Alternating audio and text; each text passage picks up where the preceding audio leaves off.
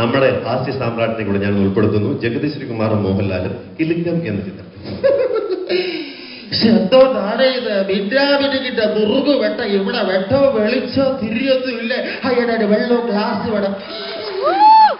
എന്തിനാണ് 2 ഗ്ലാസ്? അയ്യോ ഇപ്പൊ നീ അടിക്കുന്നില്ലേ? ഞാനേ അടിക്കുന്നുള്ളൂ. ഞാൻ അടിച്ചടിച്ചൊരു ലെവലായി കഴിയുമ്പോ മിച്ചമുണ്ട്, നീ അടിച്ചാ മതി. അങ്ങനെ മിച്ചം വെച്ചെനിക്ക് സൗജന്യം തരേണ്ട. അതുകൊണ്ട് നീ അങ്ങ് വിഴുകിക്കോ. എടാ എത്തി ഒരു വീട്ടിൽ 2 പേര് താമസിക്കുമ്പോ ഒരാളെ കൈവശം 1-2 രൂപ കുറഞ്ഞിരിക്കും. 1-2 രൂപ കുറഞ്ഞിരിക്കും. നിന്നെ പോലെ കൊന്നുമില്ലാത്ത ഒരു ദരിദ്രവാസിയെ ആരും കൂടെ താമസിപ്പിക്കത്തില്ല. എടാ ഇതാണ്ട വിട. കൂടൂറിലെ ചത്തുപോയ ഭൂതലിക്ക് അണ്ണാച്ചിയുടെ ഇപ്പൊ കറുപ്പയ്യയുടെ കസ്റ്റഡി. കറുപ്പയ്യക്ക് പട്ട മേടിച്ചു കൊടുത്തു. അടവെടുക്കാതെ ഞാനിവിടെ കഴിയുന്നു. ഏലതക്കി പട്ടിയുടെ കിരുതക്കി പട്ടിയായിട്ട് എന്റെ കൂടെ നീയും. എടാ എന്നൊക്കെ നീ നോക്കിക്കോ, എന്തെങ്കിലും 4 കാശ് ഞാനും ഉണ്ടാക്കും.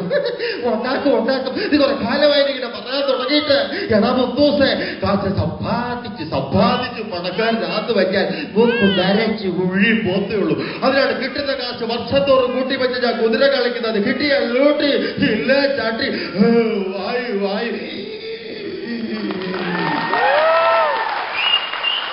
Thank you. ഇതൊക്കെ കഴിഞ്ഞ് ഇത് കുറെ വർഷങ്ങൾക്ക് ശേഷം അദ്ദേഹത്തിന്റെ ശബ്ദത്തിന് ഒരുപാട് ഗാംഭീര്യം. ഒരുപക്ഷെ അദ്ദേഹം ചെയ്ത കഥാപാത്രത്തിന്റെ ആ ഒരു ഡെപ്ത് ആവാം, അല്ലെങ്കിൽ അദ്ദേഹത്തിന്റെ പ്രായത്തിനുണ്ടായ വ്യത്യാസമാകാം.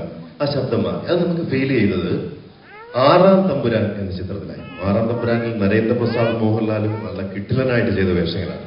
അപ്പൻ തമ്പുരാനും മോഹൻലാലിന്റെ കഥാപാത്രം. ഞാൻ നരേന്ദ്രപ്രസാദിനെ കൂടെ ഉൾപ്പെടുത്താം. നമ്മുടെ മോഹൻലാലിന്റെ ആ പുതിയ ശബ്ദം കേൾപ്പിക്കാനായിട്ട് നരേന്ദ്രപ്രസാദിനെ കൂടെ ഉൾപ്പെടുത്തുന്നു. 6-ാം തമ്പുരാനിലെ ഒരു സീൻ. 16 വർഷം മുമ്പ് ഞാൻ മുടക്കിയ ഉത്സവത്തിന് നീ കൊടിയേറ്റ് നടത്തിയല്ലേ? കൊളപ്പുള്ളിയപ്പനെ ജയിക്കാൻ നീ ഓർത്തെ കൂടി നീയായിട്ട് അയക്കുന്നതോ ഞാനായിട്ട് അയക്കണോ? നാക്കിന് നേരും നിറയുമില്ലാത്ത കള്ളപ്പരീക്ഷ. അപേക്ഷിക്കാൻ വന്നിരിക്കുകയാണല്ലേ? കാവിലെ കൊടിയേറ്റ് നടത്തിയാൽ 16-ാം ഉത്സവം മഴ കണക്ക്.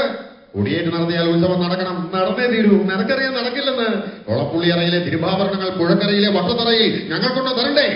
പ്രളയം വന്ന് സർവ്വതും നയിച്ചാലും നിനക്കറിയാം അത് സംഭവിക്കില്ലെന്ന്. അപ്പൊ നീ അടവ് മാറ്റി അപേക്ഷയുടെ പുതിയ ഭാഷയുമായി വന്നിരിക്കുന്നു. പടകരാവർത്ത് തമ്പുരാനെന്ന് വിളിച്ച അതേ നാവുകൊണ്ട് തന്നെ ചെറ്റ എന്ന് വിളിക്കേണ്ടി വന്നതിൽ എനിക്ക് മനസ്താപമുണ്ട്. ഏടോ അപ്പൻ എന്ന് പേരുള്ള തേർഡ് റൈസ് ചെറ്റ താനാണോ നാട്ടുരാജാവോ?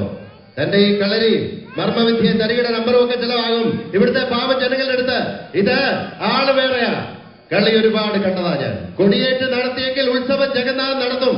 തന്റെ അറയിലോ അപ്പൂപ്പന്റെ കുഴിമാടത്തിലുള്ളോ താൻ കൊണ്ട് വെച്ചിരിക്കുന്ന തിരുവാഭരണത്തിന്റെ ആമാടപ്പെട്ടി താൻ കൊണ്ടുവന്ന് തരും.